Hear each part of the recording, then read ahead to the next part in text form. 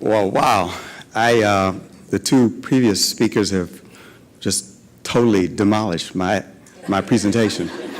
I don't know where to go.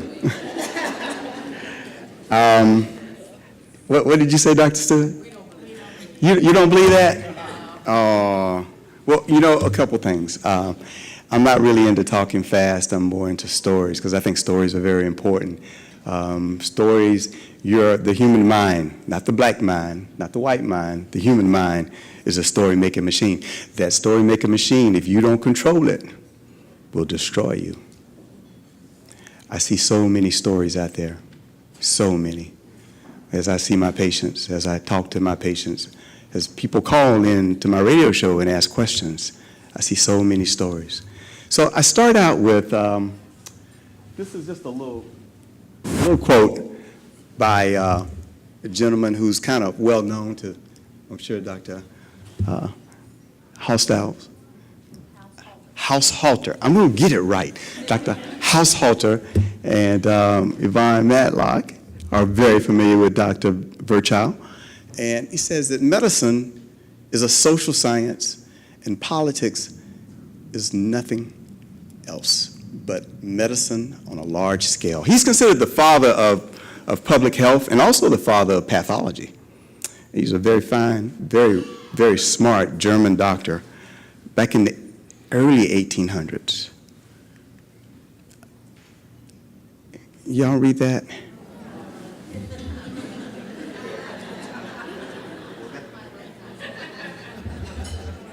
That was a test. So I just you don't nah, I don't need that.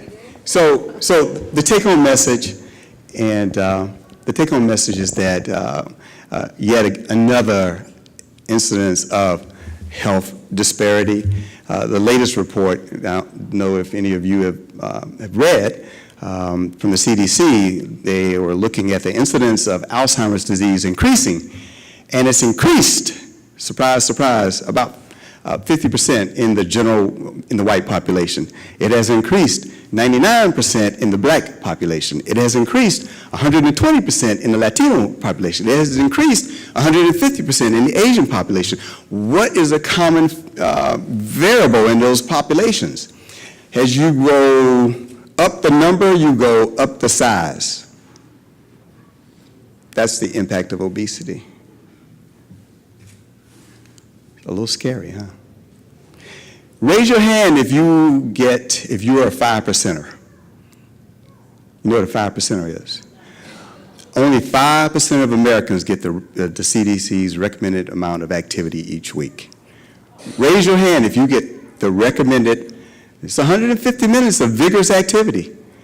So we got a smattering of 5%ers. Another little scary fact. I like pictures.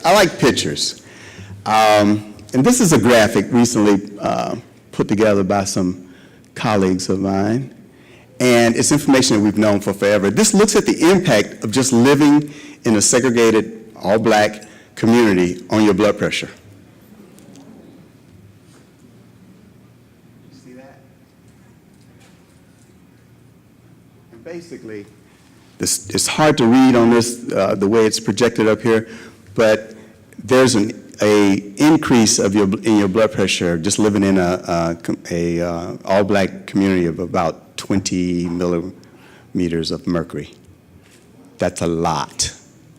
That's a lot, just attributed to where you live. Here, another little quick map, and I'm about to end the pity parade of disparities. If you look right here, this little red area, red is usually not good unless you're talking about a Kappa, but right here, hey, wait a minute, don't make me upset. This map here happens to be the low life expectancy, lowest life expectancy by county in the country, the red area. This looks familiar to everybody? And what you can't see in this map is the little area right here, there's a little bump. That's the part of Mississippi, that's the part of Memphis that butts up near the river. like South Memphis area. 38126, as Dr. David Sweat would say. Incidentally, that's where my clinic is located. Coincidentally, it's also the location of another very dubious distinction that you guys may have seen if you watch the news. It is the most dangerous corner in these United States of America.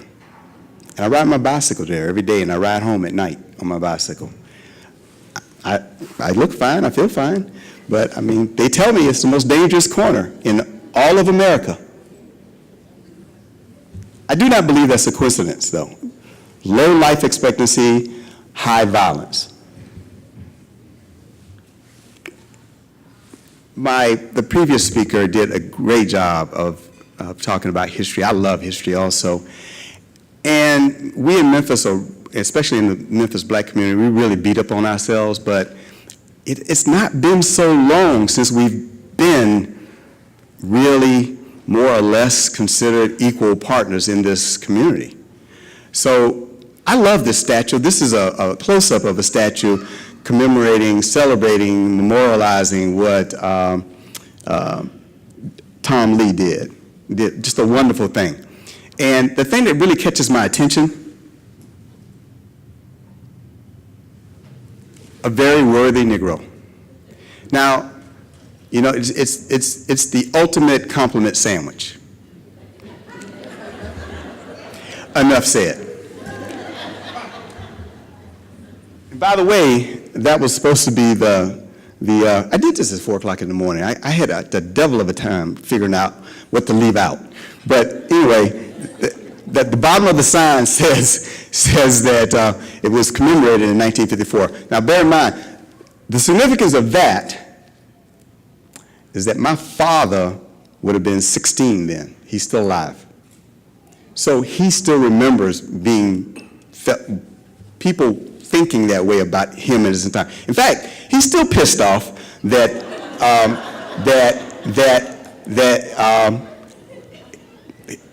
my mother, his wife, was unable to deliver me in a hospital because we were not allowed in the white hospital, and there was no black hospital. He is still, I keep telling him, Dad, you gotta let it go. He's 80 some odd years old, and he's like, I'm pissed off.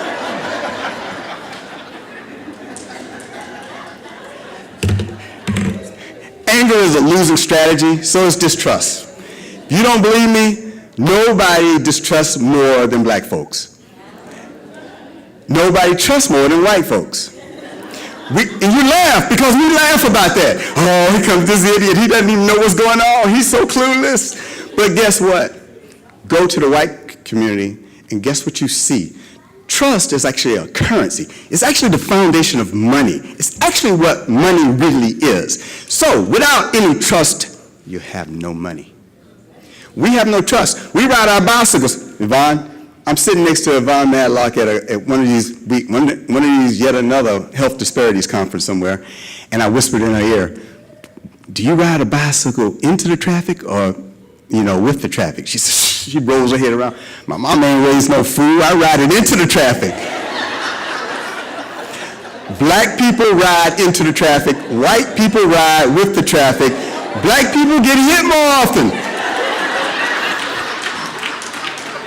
Actually, black pedestrians get hit more often. Go figure.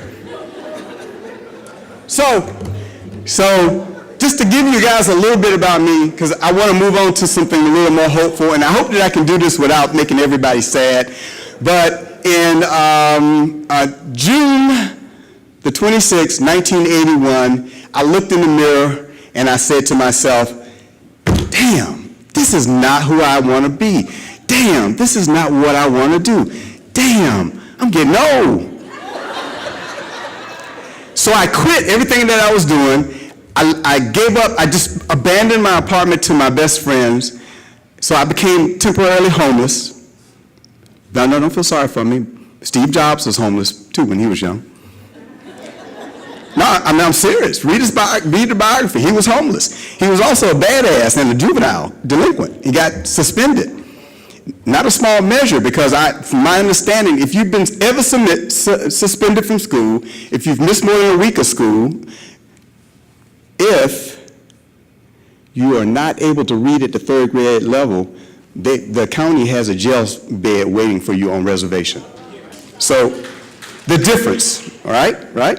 So anyway, I'm unemployed, I'm homeless, and I'm looking in the mirror the 24th of June, 1981, and I'm saying, I want to be a doctor. And I've always wanted to be a doctor. So I said, so what do I need to do? So I pulled out a note card, and I wrote in the note card, okay, so I know I have to go 4 years of college, 4 years of medical school. Okay, today is 1981. Okay, quick math. Clarence Davis, Jr., MD, 1989. I wrote that on the index card. I put it in my pocket. Then I went and I walked, and I was in New Orleans, murder capital of America at the time. I'm walking through the worst neighborhoods in the world again. So I'm walking through the neighborhood. I walked to Xavier University. I walk into the dean's office. I didn't even know the dean was a sister. I didn't know. All I knew was that Xavier had this incredible reputation of getting black people into medical school. As a matter of fact, as I stand here, I'm a dodo bird. No, really. Not only am I a black father of 5 kids, still married to a woman and it was difficult, almost 30 years. There's a story there too, but I don't have enough time, right? But wait, it gets better. Not only am I a black father of 5 kids, who I love dearly, who love me, and a wife who I love dearly, who loves me most of the time, but I'm a black male physician. You realize less than 2% of all physicians are black males. Less than 2%. Rare. I'm talking rare, dude. So I walk into the dean's office, and she's got her executive assistant in the outer ante office. I walk up to her and I said, Miss, I need to see the dean. She said, for what? I said, I can't tell you. I need to see the dean. Okay, so I'm just a kid. And she says, hold on. And I have this amazing ability over people. My kids call it the Davis phenomenon. My wife can go in any place of business and piss off the whole business. I can walk in right behind her and walk out with the store. And they just look and go, how do you do that? I'll tell you one day. So anyway, the lady goes back and talks to the dean. I hear, shh. She comes back out. She says, the dean will see, sister will see you right now. And when I say her name, I'm trying to wait to say her name. When I say her name, it makes me want to cry. Sister Kleinhaus. So I walk in, and I walk up to her desk, and I say, Sister, you don't know my name, but I am a really, really good student. And I have this dream of becoming a doctor one day, and I know that if you'll let me in your school, I will do that. Not only will I do that, I will be a really awesome, fantastic doctor. But there's one problem. I don't have any money. And no, I said it just like that. And she looked at me, and I don't know why. Spirit of God is the only thing I can say. But she grabbed a piece of paper, she scribbled something, and to this day I wish I had looked on that piece of paper. But I was so high on the thought that I wanted to become a doctor. She folded the paper. She said, take this paper, go to the bursar's office and give it to him. I went and I gave it to the bursar. He said, congratulations, you start school on Monday. That was Friday. So I then worked my way through school. I worked at night. I got into Meharry. They gave me a full scholarship. But wait. I'm getting to the, yeah, I know, I love Meharry. But this is the piece. When I get there, I walk into the first day, I walk into the first class, the class that everybody dresses, gross anatomy. I walk into the class, I open the door, I throw the doors open, I say, I'm a doctor! And my classmates went, you're a fool. But that's just kind of who I am, you know? Dr. Fool. So I really believe, my story that I believe is that anything is possible if I want it enough. So I got 5 minutes. So you'll hear a lot about underserved. I disagree with that. I don't think that there's such a thing as underserved. Not in this community. I am told by my friends that there are 1,500 nonprofits working to help us. 1,500. Yeah, blows your mind, doesn't it? That's a lot of people. A lot of people. You know what I think is a better story to tell? Not engaged, not empowered. Not engaged. We need to be engaged and empowered in our own health. I give this kind of talk a lot. Yes, it's difficult, but you can change your story. Now, mental experiment. Everybody, think for a minute. What did you notice most when you bought your first car or you bought a new car?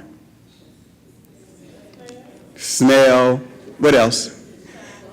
I'm short on time, but I'm going to cut you short. Let me tell you, I'm going to give you a surprise. No, that's not really what you noticed. You know what you noticed? Every damn body had your same good taste. You see that car everywhere. No, that's not what happened. Let me tell you what happened. That's how powerful the story you tell is. See, the thing is, you gave up a lot for that car. You did a lot of work for that car. You spent a lot of time dreaming about that car. When you got that car, it was very valuable to you. You were engaged. You were empowered. You saw that car everywhere. In my community, I got people who see nothing, but I have patients. Every day, I have at least one patient that tells me, I just had a relative murdered. I bet you, show of hands, raise your hand if you've had a close relative or know somebody that has a close relative that's been murdered, violent death.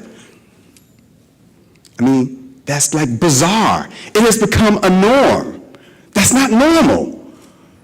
We got to change that story. And you have to change the story before you can change the reality, because that's what you see. You create your reality. You do. So I started doing something with patients. I had a patient come in. His name was Tyrone. And he was 6'4". His blood pressure was out of control. His diabetes was out of control. He was on an agenda. This is one of the first patients I saw when I first started at Memphis Health Center. I'm sitting down with him. I'm talking about what his bad numbers. He said, yeah. He said, but I'm here to get Viagra. I said, no. And to which his response was, he stood up and towered over me and said, what? And I said, come, let's take a walk. And I took him in the back parking lot, and we walked around. And I said, you know what? We're going to work on your blood pressure. We're going to work on your diabetes. We're going to work on you being more active. He had confessed to me that he watched 10 hours of television a day. I said, that's why you can't have Mr. Happy engaged. You're sitting on your butt all day long. Fast forward to the future. 6 months later, he comes in. I walk in the exam room. He could hardly contain himself. My blood pressure's good. My sugar is good. And Mr. Happy's back in town. So I got to thinking, maybe I got something here. So I started walking patients like that. So I shared that with my colleagues, and they all of them kind of watch a collective roll your eyes like, who the hell's got time for that? So I thought, let me see if I can't, maybe kind of structure that thing a little bit. So I came up with this crazy idea. So just wanted you to know, it's not so crazy. This was a Kaiser study that was presented where they looked at personalized program controlling blood pressure. The take-home message on the study was that, bear in mind, Kaiser, when you hear about Kaiser, and you'll hear more about Kaiser later on, but when you hear about Kaiser, those are middle-class people. Okay, you don't have Kaiser insurance unless you are employed. So those are middle-class people, period.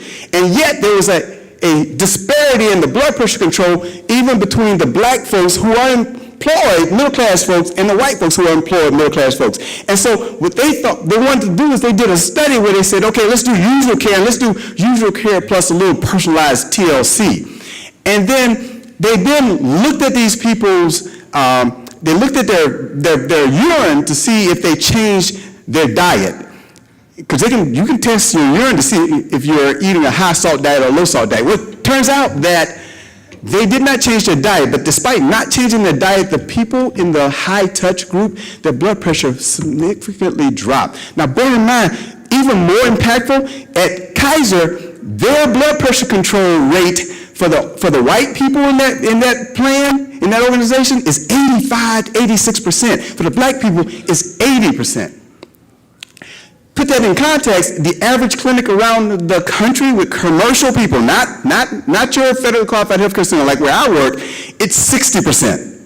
So even in that, my blood pressure control for my patients in my poor, disparate circumstance is 76%.